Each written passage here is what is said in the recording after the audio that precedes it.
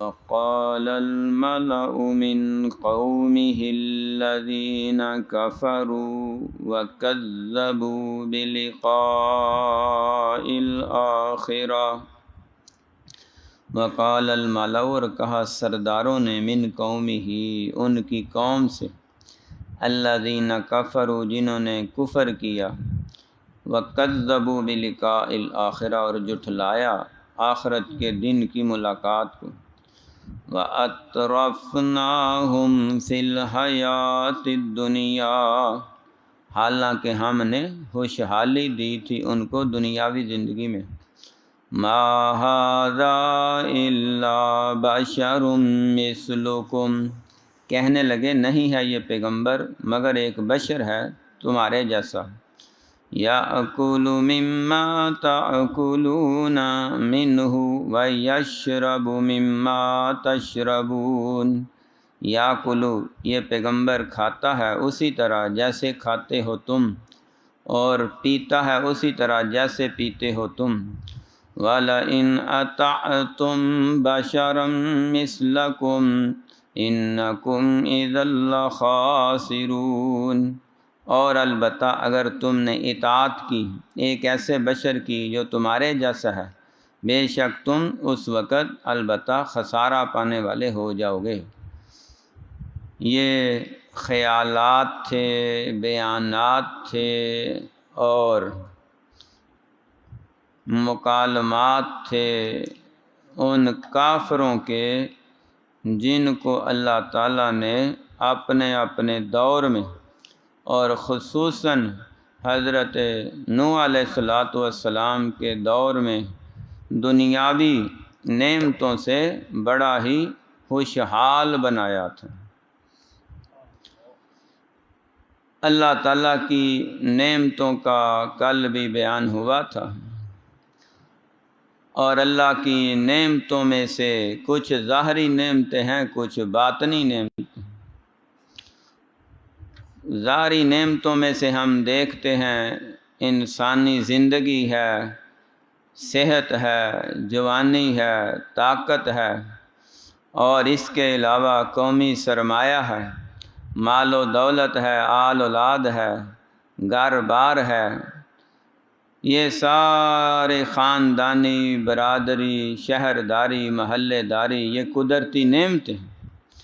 لیکن کچھ ایسی نعمتیں ہیں جو دیکھنے میں نہیں آتی لیکن ہیں، وہ ہے کسی بندے کا باعزت باوقار ہونا، اپنے کردار کی وجہ سے، اپنی گفتار کی وجہ سے، اپنے علم کی وجہ سے، اور اپنے ہنر کی وجہ سے، اور اپنی ذہانت کی وجہ سے، اپنی متانت کی وجہ سے، اپنی سنجیدگی کی وجہ سے، اپنی خودداری کی وجہ سے، اپنی غیرت کی وجہ سے، اور ایک ایسا قدرتی انعام ہوتا ہے اور وہ ہے ایمان میں، عمل صالح میں دوسروں سے آگے بڑھ جانا۔ یہ سب سے بڑی نعمت ہے اللہ تعالیٰ کی، کسی کو حاصل ہو جائے، اللہ تعالیٰ پہ ایمان پکا ہو، یقین پکا ہو، اور نیک عمل کی کوشش میں، سٹرگل میں لگ جائے، تو پھر اس کی ہر نگاہ آخرت کے دن پہ ہوتی ہے کہ آخرت کے دن میرا یہ عمل وزنوں میں نیک پلڑے میں رکھا جائے گا یا وزن میں برائیوں والے پلڑے میں رکھا جائے گا۔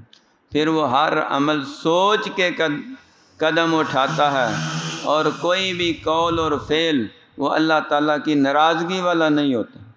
تو جن کو اللہ تعالیٰ نے خوشحالی دی اور مال و دولت سے نوازا، عزت سے نوازا، منصب سے نوازا، طاقت سے نوازا، قوت سے نوازا، نفری سے نوازا، انہیں مزید ان کے ماتحت لوگوں کو ان کا ملازم اور نوکر بنایا، اور وہ قوم کے بڑے بڑے ملاؤن سردار تھے، وزراء تھے، امراء تھے، صدر تھے، وزیر تھے، مشیر تھے، اپنے اپنے دور کے بڑے بڑے اعلیٰ منصب پہ فائز تھے، لیکن انہوں نے دو بڑے جرم کیے ہیں، اللہ کی بڑی نعمتوں کا شکر ادا کرنے کی بجائے کفر کرتے ہوئے ایک تو پیغمبر کا انکار کر دیا اور دوسرا آخرت کا انکار کر دیا۔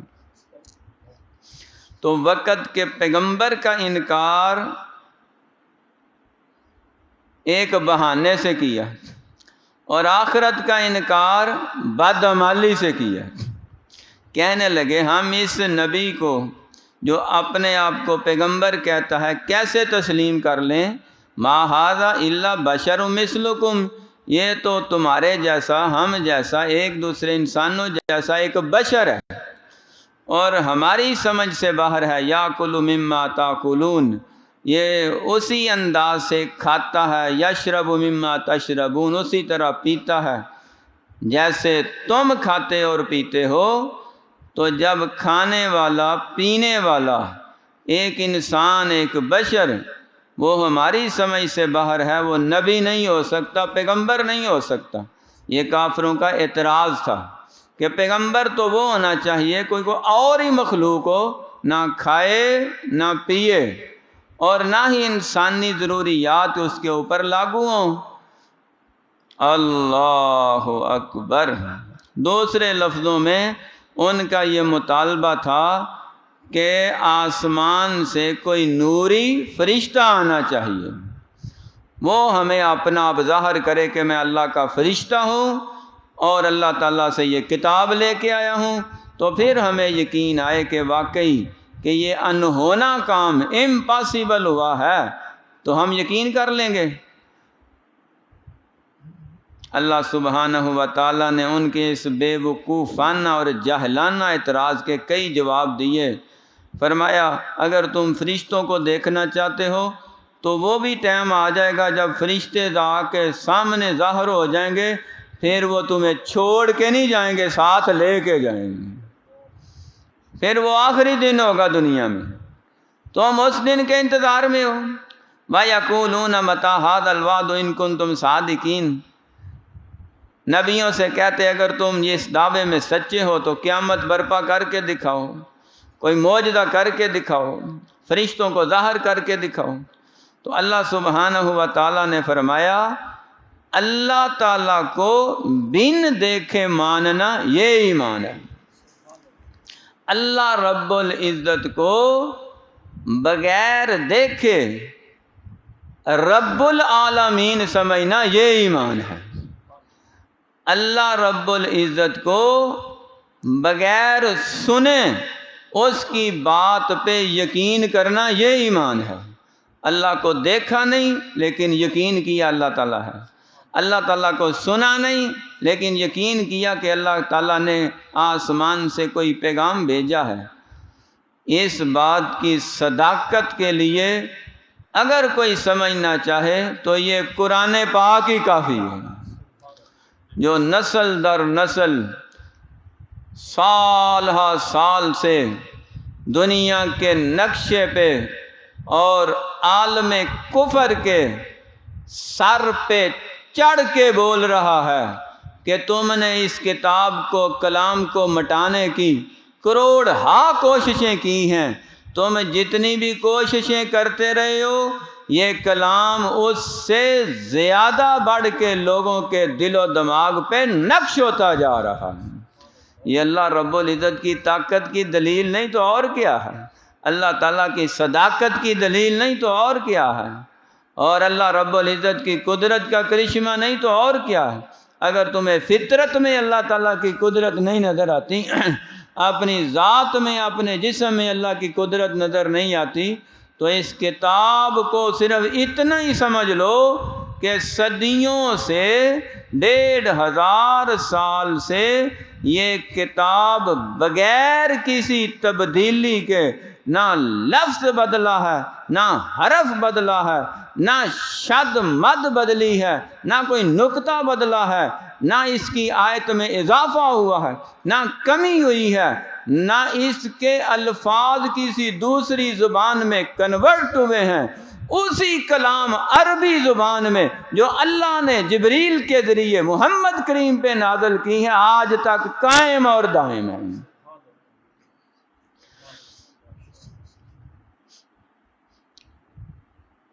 کیا کوئی بشر اس طرح کا کلام اپنی مرضی سے بنا سکتا ہے؟ کہتے ہیں جی یہ بشر ہے اور کھاتا. ان کی نگاہ صرف ظاہریت پہ تھی کہ ظاہر میں دیکھتے ہیں ایک پیغمبر ہے، ظاہر بات ہے پیغمبر ہوتے تو ایسے ہی ہیں جیسے انسان ہیں. یہ بات یہاں تک تو ٹھیک ہے کہ انبیاء جتنے بھی گزرے ہیں سارے حضرت آدم علیہ السلام کی اولاد سے ہیں، وہ فرشتوں کی اولاد سے نہیں ہیں، نہ وہ جنات سے ہیں. تو آدم علیہ السلام بشر ہیں، تو آل بھی ساری اولاد بھی بشر ہیں. لیکن اتنی سی بات کہہ کہ نبوت کا انکار کرنا یہ سب سے بڑی جہالت ہے، بلکہ ابو جہل کا کام ہے. اس کا بھی یہی اعتراض تھا کہ یہ ہم جیسا بشر ہو کے ہمیں ہی وہی سنانے لگ گیا ہے کہ میرے اوپر وہی آتی ہے. اگر وہی نازل ہونی ہوتی تو عرب کے 2 بڑے شہروں کے 2 بڑے سردار تھے، مکہ مکرمہ اور طائف. یہاں اتنے اتنے بڑے سردار، اتنے اتنے علم و فضل کے، ہنر کے، چدرا کے مالک بیٹھے ہیں، دنیا ان کی بات مانتی ہے، تو ان کے اوپر وہی نازل ہوتی. وہی نازل ہونی تھی تو ایک یتیم پیغمبر محمد پہ ہی نازل ہونی تھی صلی اللہ علیہ وسلم. اللہ تعالیٰ نے اس انداز سے جواب دیا کہ مالک الملک جو چاہے کر سکتا ہے، وہ جو چاہے تو ذروں کو صحرا کر دے، وہ جو چاہے تو ذروں کو صحرا کر دے، وہ جو چاہے تو قطروں کو دریا کر دے، اور وہ جو چاہے تو یتیموں کو پیغمبر کر دے. اللہ تعالیٰ کے سامنے کیا چیز مشکل ہے؟ وہ مالک ہے، ہر چیز پہ اس کا کنٹرول ہے، قدرت ہے. تو وہ ظاہریت میں دیکھتے تھے، تو اللہ تعالیٰ نے فرمایا اگر تمہاری نگاہ صرف اس بات پہ ہے کہ یہ کھاتے ہیں، پیتے ہیں، کاروبار کرتے ہیں، شادی بیاہ کرتے ہیں، خوشی غمی ان کے ساتھ ہے، تو پھر تم بھی تو ایسے ہی ہو نا. تو تم ایسا کلام بنا کے دکھاؤ. جب لاجواب ہو گئے، بیکار ہو گئے، شکست کھا گئے، تو بجائے دلیل کو سمجھنے کے، عمل کرنے کے، ایمان لینے کے، جنگ و جدل پہ اتر آئے، لڑائی جھگڑے پہ اتر آئے، مار کٹائی پہ اتر آئے، آگ لگا دو، سب کچھ گرا دو، ہر شے ختم کر دو. کیوں؟ دلائل میں لاجواب ہو چکے ہیں.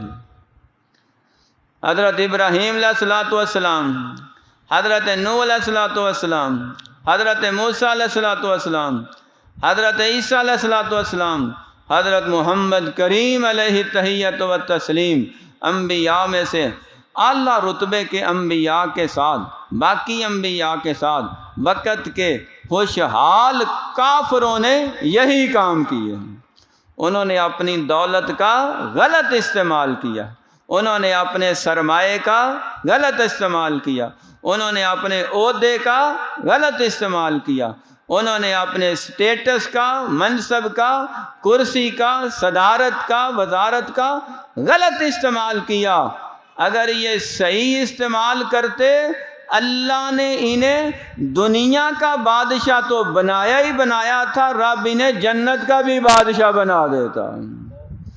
تھوڑی سی عقل کی وہ نا سیدھی کرنے والے. لیکن عقل کیسے سیدھی ہو؟ ایمان ہو تو عقل ہو، عمل ہو تو عقل ہو، محبت ہو تو عقل ہو، اطاعت ہو تو عقل ہو، فرما برداری ہو تو عقل ہو، اللہ تعالیٰ اللہ کے رسول سے تعلق ہو تو پھر اللہ تعالیٰ بصیرت بھی عطا فرماتے ہیں، بصارت بھی عطا فرماتے ہیں، عقل بھی عطا فرماتے ہیں، دنائی بھی عطا فرماتے ہیں، اور رب تعالیٰ پھر دنیا اور آخرت کی عزت بھی عطا فرماتے ہیں. انہوں نے یہ اعتراض کیا کہ اگر تم ایک بشر کی اطاعت کرو گے تو خسارہ پاؤ گے، یہ تو بشر ہے، دیکھنے میں زمزم بھی پانی ہے، اور اگر کوئی اس وجہ سے زمزم کو ریجیکٹ کر دے کہ یہ بھی تو عام پانی ہے، تم کیوں اس کو اٹھائے پھرتے ہو، ہزاروں میلوں کا سفر کر رہے ہو، تھوڑا تھوڑا کر کے تبرک کے طور پہ دے رہے ہو، کیا ملتا ہے اسے؟ تو ہم اسے کیا کہیں گے؟ ایمانی لحاظ سے تو ہم کہیں گے کہ یہ بندہ بے ایمان ہے، یہ ہمارے پیغمبر صلی اللہ علیہ وسلم کی باتوں پہ یقین نہیں رکھتا، جو زمزم کے بارے میں فضائل ہیں ان پہ یقین ہی نہیں رکھتا۔ اور سائنسی انداز میں جو اس وقت سائنسدانوں نے پریکٹیکلی کر کے تجربے کر کے زمزم کے پانی سے جو سارے کے سارے نتائج اخذ کیے ہیں وہ بھی سامنے رکھ دیے جائیں، پھر بھی کوئی انکار کرے تو ہم کیا کہیں گے؟ دنیا کائنات کا سب سے بڑا جاہل بھی ہے، بے ایمان بھی ہے اور مرتد بھی ہے، نہ یہ دینی بات مانتا ہے، نہ دنیاوی بات مانتا ہے، نہ یہ عقلی بات مانتا ہے، یا نہ کوئی نقلی بات مانتا ہے۔ نقلی سے مراد جو منتقل ہو کے علم آ رہا، تو نہ یہ مانتا ہے نہ وہ مانتا ہے۔ اس بندے کو کون سمجھائے گا؟ اس کو جہنم کی آگ ہی سمجھائے گی۔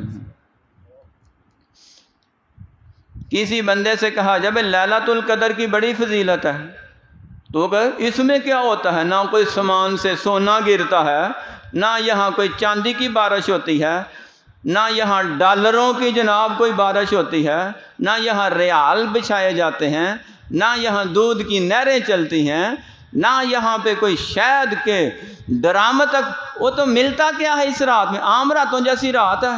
تو ہم اسے کیا کہیں گے؟ یہ بندہ قرآن کی آیتوں میں جو لیلہ انی ان دیکھی فضیلت ہے اس کا انکار کر رہا ہے۔ تو کئی چیزیں دیکھنے میں نہیں آتی، وہ سمجھنے میں آتی ہیں، اسی تو ایمان کہتے ہیں۔ پیغمبر بھی انسان ہوتے ہیں، لیکن ان کے اندر جو روحانیت کا، ایمان کا، تعلق باللہ کا اور وحی کے تسلسل والا ایک اللہ سے رابطہ ہوتا ہے، وہ کائنات میں اللہ نہ کسی بشر کو عطا کرتے ہیں، نہ کسی جن کو عطا کرتے ہیں، نہ کسی فرشتے کو عطا کرتے ہیں۔ جو درجہ اللہ کے بعد اللہ کے پیغمبر کا ہے، پوری کائنات میں کسی کا ہے ہی نہیں ہے۔ وہ ایک روحانی تعلق ہوتا ہے، اسی کا نام تو ایمان ہے۔ جس نے اس حقیقت کو سمجھا اسے اللہ تعالیٰ نے ابو بکر صدیق بنا دیا، اور جس نے اس حقیقت کو نہ سمجھا یا سمجھ کے نہ سمجھا انکار کیا اسے رب تعالیٰ نے ابو جہل زندیق بنا دیا۔ یہی تو وہ فرق ہے جو ظاہر کرتا ہے۔ بعض نئے نئے مسلمان ہوئے تو ظاہر بات ہے نئے بندے کو کچھ وقت لگتا ہے سمجھنے کے لیے۔ انہوں نے شوق میں ذوق میں یہ کہنا شروع کیا کہ یا رسول اللہ صلی اللہ علیہ وسلم، ہم بھی آپ کی طرح مزید نفلی روزے رکھیں گے جیسے آپ تسلسل سے رکھتے ہیں۔ آقا علیہ الصلوۃ والسلام ہر سوموار کو، ہر جمعرات کو نفلی روزہ رکھتے۔ اس کے علاوہ آپ 13، 14، 15 چاند کی ایام 20 کے یہ 3 وہ روزے رکھتے۔ تو اس طرح ہفتے کے 2 روزے اور یہ 3 روزے مل کے یہ پورے 30 دنوں میں مہینے میں 11 روزے بن جاتے ہیں۔ اب تقریباً آدھا مہینہ تو روزے میں گزر جاتا ہے۔ تو وہ اس کے علاوہ بھی کئی روزے شوال کے آتے ہیں یا حج کے روزے آتے ہیں، اس کے علاوہ بھی شعبان کے آپ کثرت سے روزے رکھتے ہیں، محرم کے روزوں کی فضیلت ہے۔ تو نبی پاک صلی اللہ علیہ وآلہ وسلم کو دیکھ کے نہ تو وہ کہنے لگے جی ہم بھی آپ کی طرح کثرت سے روزے رکھیں گے۔ آپ نے منع کیا، فرمایا تم ایسا نہیں کر سکتے، میرا رب مجھے کھلا بھی دیتا ہے پلا بھی دیتا ہے۔ اب یہ اللہ تعالیٰ کیسے کھلاتے ہیں اپنے نبیوں کو؟ ظاہر میں تو نہیں کھاتے، وہ روحانی طاقت تھی جو اللہ تعالیٰ اپنے نبیوں کو پرووائڈ کر رہے ہیں، وہ ایمانی طاقت تھی۔ اور وہ اولیاء اللہ سے ہم نے سنا ہے آج بھی اگر کوئی اس ایمانی روحانی طاقت کو حاصل کرنا چاہتا ہے تو کثرت کے ساتھ قرآن پاک کی تلاوت کرے، اللہ بن کھائے پیے اسے جسمانی اور روحانی طاقت عطا فرما دیتے۔ یہ ہے ملنے والوں کو، حاصل کرنے والوں کو اللہ عطا کرتے ہیں۔ فرمایا ٹھیک ہے بھائی رکھ لو، چلو پھر 2-4 دن روزے رکھے تو وہ تھک گئے۔ فرمایا بس، اس وقت فرمایا تھا ایوکم مثلی، تم میں سے کون ہے جو میرے جیسا ہے؟ دیکھنے میں تو انسان ہے لیکن مرتبے میں ساری بشریت کے سردار بنائے گئے ہیں۔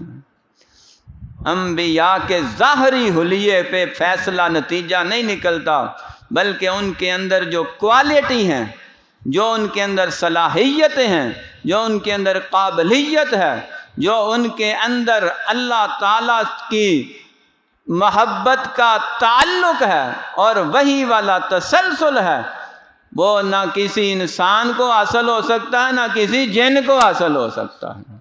اسی میں انبیاء اعلیٰ رتبے کے فائد ہیں، اور جن کو یہ حقیقت سمجھ آ گئی ان کو اللہ تعالیٰ نے رضی اللہ عنہم ورضوا عنہ اولئک حزب اللہ اولئک هم المفلحون والسابقون السابقون اولئک المقربون فی جنات النعیم۔ چلتا پھرتا ایسے خوش نصیبوں کو رب نے جنتی بنا دیا۔ یہودی آئے نا، ان کی کتابوں میں لکھا ہوا تھا کہ یہ جو پیغمبر ہے نا وہ کھجوروں والی سرزمین میں آئے گا، آخری نبی۔ تو وہ چیک کرنے کے لیے آئے، دیکھنے کے لیے آئے، ٹیسٹنگ کے لیے آئے، تجربے کے لیے آئے کہ آیا یہ وہی نبی ہیں جن کا ذکر ہماری کتابوں میں تورات انجیل میں ہے یا کوئی اور ہے؟ تو چند ایک معجزات کا مطالبہ کیا، آقا علیہ الصلوۃ والسلام نے وہ ظاہر کر دی۔ ایک وہ یہودی جس نے حضرت سلمان فارسی رضی اللہ تعالیٰ عنہ کو اپنا غلام رکھا ہوا تھا، اس نے مطالبہ کیا جی میں 300 کھجوریں جو ہیں نا وہ تیار درخت لوں گا پھلوں سے بھرے ہوئے۔ آقا علیہ السلام نے فرمایا بھائی ٹھیک، کچھ اور بھی شرطیں لگائیں، کچھ سونا بھی اسے درکار تھا، کچھ زمین بھی۔ آپ نے سارے مطالبے پورے کر دیے اپنے صحابی کو چھڑانے کے لیے۔ جس سے محبت ہو اس کو کسی کی قید میں برداشت نہیں کرتے، قید سے جیل سے چھڑا کے دم لیتے ہیں، چاہے سونا دینا پڑے، چاہے کھجوروں کا باغ دینا پڑے، چاہے مال و دولت کا خزانہ دینا پڑے۔ اور جنہوں نے محبت کی تھی اور عشق رسالت کے دعوے بھرے تھے انہوں نے پھر جانیں بھی قربان کر کے دکھائی ہیں۔ محبت 2 طرفہ تھی اور کامیاب تھی۔ آقا علیہ السلام نے اگلے دن جا کے نا 300 کھجور کی گٹھلیاں لی، میں بھائی توڑے میں لے آؤ، ایک تھیلے میں گٹھلیاں ڈالی، گٹکاں کھجور دیاں اور رکھ دی ہے کہ میں بھائی ٹوئے نکالی جاؤ، گڑے نکالی جاؤ، بسم اللہ پڑھ کے آپ گٹھلی رکھتے جا رہے ہیں، مٹی ڈالتے جا رہے ہیں، پانی بھرتے جا رہے ہیں، کل آ کے دیکھیں گے۔ رات گزری، اگلے دن آ کے دیکھا تو ان جگہوں پہ 300 کھجور کے درخت پھلوں سے بھرے لگے ہوئے تھے۔ یہ کوئی من گڑت یا کوئی قصہ کہانی نہیں، بخاری شریف میں لکھا ہوا ہے، پہلی جلد آخر پہ لکھا ہوگا، قرآن پاک کے بعد صحیح ترین کتاب ہے بخاری شریف میں، سارا واقعہ سلمان فارسی رضی اللہ عنہ۔ اب وہ یہودی پتہ کیا کہنے لگا کہ اسی تینوں بشر سمجھتے ہیں کہ ہم جیسا بشر ہے۔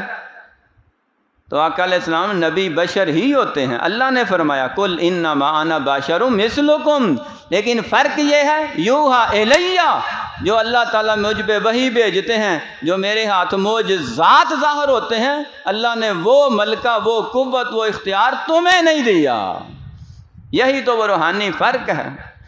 وہ پکار کے کیا کہنے لگا؟ کہتا ہے جی یہ نبی تو اتنے کمالات کے حامل ہیں، ایک کچیاں کھجوراں اگا جان دائے، اے پتھراں نو کلمے پڑھا جان دائے، اے کچیاں کھجوراں اگا جان دائے، اے پتھراں نو کلمہ پڑھا جان دائے، ایک رات میں 7 آسمان پار جا واپس آ جان دائے۔ تو بشر ہو کہ کوئی معراج پہ جائے، 7 آسمانوں پہ پار جائے، کوئی کر سکتا ہے؟ 2 فٹ نہیں اونچا اڑ سکتا۔ اللہ سبحانہ و تعالی نے انبیاء کو بشر ہی بنایا ہے، لیکن صرف بشر نہیں بنایا، بشریت کا امام بھی بنایا، سردار بھی بنایا۔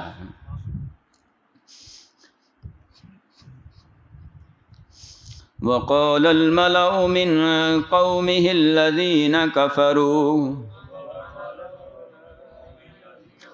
اور کہا سرداروں نے نوح علیہ السلام کی قوم سے جنہوں نے کفر کیا تھا، وَكَذَّبُوا بِلِقَاءِ الْآخِرَةِ، اور انہوں نے جھٹلایا آخرت کے دن کی ملاقات کو، وَأَطْرَفْنَاهُمْ فِي الْحَيَاةِ الدُّنْيَا،